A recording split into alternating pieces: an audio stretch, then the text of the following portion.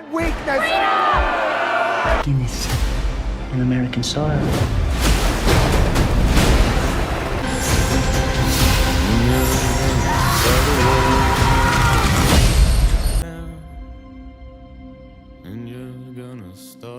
Chemical signaling within cells mirrors an episode from the House of Guinness Dr. Treacy explained earlier. Take Byron Hedges, 1867, New York. They're gaining on me! Consider a chemical messenger seeking out its receptor. A chemical messenger, for example, hormone, growth factor, binds to a specific receptor protein, often on the cell surface or inside the cell.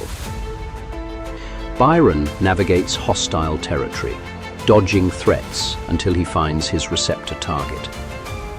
Signal reception occurs when the messenger finally reaches safety. Patrick! The Guinness expansion!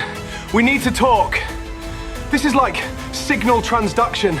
The signal is relayed and amplified through a cascade of molecular events, often involving secondary messengers like CAMP or calcium ions. Come up, quickly! Signal transduction amplifies the message. This is like cellular response. The signal triggers a change in cell activity, such as altering gene expression, modifying enzyme activity, or adjusting cell metabolism. The Guinness business plan spreads. Profits flow to the Fenian Brotherhood. Cellular response. A New York Fenian cell forms, targeting British Canada. Until termination. The police discover the network, restoring balance.